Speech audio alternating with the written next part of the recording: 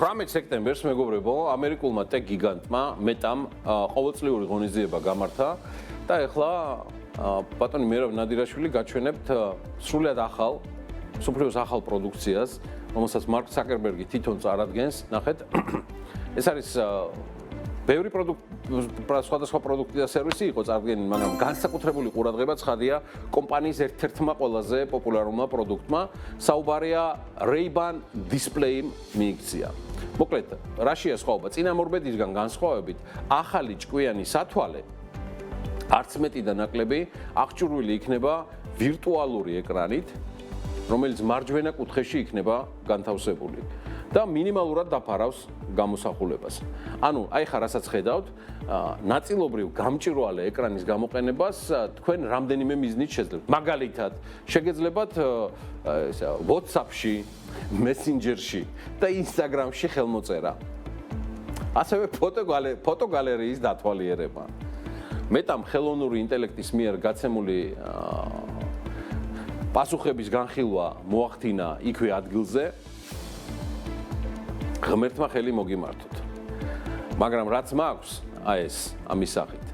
ესეც ხელშია უკვე ყველა თავისი მესენჯერებით და ეხლა კიდე ზემოდან მარჯვენა ზედა ან ქვედა კუთხეში ვირტუალური ეკრანი მაკლდა სრული ბედნიერებისთვის. არ ვიცი ხა რა ვერ წარმომიდგენია რა და როგორ შეიძლება იყოს. ზოგადად 2-3 დღეა ცოტა რო იტყვიან ჩვენებურად ტავოვარ, ხელახალი გადააზრების ხასიათზე ვარ ცხოვრებისა და იდეაში არც მანამდე ვიყავი დაალაგებული და დაალაგებულ ხასიათზე, მაგრამ ამ ბოლო დროს საერთოდ მიფხრობს ესეთი კითხვები და გადავწყვიტე მაინც თქვენს გაგიზიარო. როგორ მიიყვანა საქართველოში ყველაზე მდიდარმა ადამიანმა საქმე იქამდე, რომ ბიზნესის სახეობებს შორის სრულიად ახალ მიმართულებებს მისცა დასაბანი. ანუ ფულის შოვნის სრულიად ახალი ხერხები დაამკვიდრა და გააჩინა. იცით როგორ არის? მინიმუმ 19. 19 როგორც წესი გარანტირებულად. ზოგჯერ 20-21 საათი ვმუშაობ საქართველოში. ძალიან ბევრი. მე ვერასდროს ვერ წარმომედგინა, რომ სახელმწიფო თავისი მარეგულირებლებით, ანუ ეს ეროვნული ბანკით, თავრობით პროცესში თვალს დახუჭავდა და დასაბამს მისცემდა შავი ფულის ასეთი მასშტაბის ტრიალს, რომელიც საბოლოოდ ჩვენს ეკონომიკაში ილექება. და იცით რა კითხვა მაქვს? განსაკუთრებით საქმოსნებთან, ბიზნესმენებთან, ვისთანაც ყოველდღიური ურთიერთობა მაქვს. რა მაგალითს აძლევენ ისინი მათ, ვინც ბიზნესს აკეთებს საქართველოში? აქვთ მიზანი, იშოვონ მეტი, დაასაქმონ მეტი, ბიუჯეტში შევიდეს მეტი. როცა ვხედავთ, რომ შეიძლება გაურიგდე იქ საქართველოს საზღვარზე, საბაჟოს, მესაზღვრეებს, მე ყველაფერი დაალაგებული კონდეს პოლიციასთან, სუსთან, ერთმა დახუჭოს თვალები, მეორემ დახუჭოს ყურები, მათ შორის ეროვნულმა ბანკმა ყველაფერზე და საბოლოოდ ბანკებიან ყველა ბედნიერი დარჩება მიღებული თანხებით, განაწილებული პროცენტებით და საკომისიოთი, რომელიც სხვათა შორის ფულის გათეთრებისას საკომისიო რამდენიმე ნაწილად იყოფა.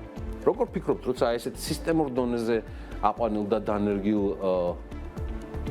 დანაშაულებებთან გვაქვს საქმე? ამას ვინმე დაივიწყებს, ან გაატარებს, ან რა ბიზნესის სურვილი უნდა გაგიჩნდეს აკეთო ქვეყანაში, როცა შეიძლება დაალაგდე, ვისთანაც საჭიროა წეღანო ჩამოვთვალე და 3 წელიწადში გააკეთო ის ფული, ანუ რაღაც 700 მილიონი დოლარის ბრუნვას გულისხმობ, რომელიც ერთი სქემა უამრავ შორის 700 მილიონი დოლარის ბრუნვა, რომელსაც ამ ქვეყანაში, რა ვიცი, ლეგალური გზით ვერასდროს იშოვი და მოახერხება. ეკონომიკის ზომაწონა და მისი კანონები თუ იცი. ალბათ ეს არის ხო ის მაგალითი, რასაც ვაძლევთ საქმიან საზოგადოებას. ეხლა მაინც თუ ხვდებით სიდან ამდენი ბოლო მოდელის სპორტკარები და ფეშენებელური მანქანები თბილისში და საქართველოში. სიდან და ესეთ სქემებიდან, ფულის რეცხვიდან, ნარკოტიკიდან, კოლ-ცენტრებიდან, რადგან რეალურ ბიზნესში ასეთი ფული იშვიათად კეთდება და ჩვენაირ მცირე ეკონომიკაში ხო საერთოდ აწლეულები უნდა. ხო და ესეთი მაგალითები და мотиваცია დაიდო, ვისგანაც საჭიროა. თუმცა ვიცით რა მაგალითსაც აძლევენ და ვინ აძლევს ამ მაგალითებს. სულ რაღაც 13 წლის წინ ცალცალი კალოში დაყვებოდნენ ჩვენი სოფლის კოლმეურნეობის თავმჯდომარეს ეს ხალხი და ბოლო სერიაში ამბობენ, რომ მამიკოების ნაჩუქარი ფულებით, სულ რეზინის ჩექმებით და გამოჯგიმულები დაიარებიან. თან 9 მილიონზე ნაკლებ მანქანებს არ იკლებენ ლარებში და დოლარებშიც. მე აღარაფერს ვამბობ სხვა მოძრავ და უძრავ ქონებაზე საქართველოში და მის ფარგლებს გარეთ. ეს მოპარული ქონება ძირითადად უმეტესობას სხვა პირებზე აქვს გაფორმებული, რათა მათ კვალზე არ მოხდეს გასვლა. მაგრამ სად გინახავთ ფულს კვალი დაეკარგოს. შანსი არა. ხომ გაგიგიათ სანთელ საკმეველი თავის გზას არ დაკარგავს. ისეა ფულის ამბავიც.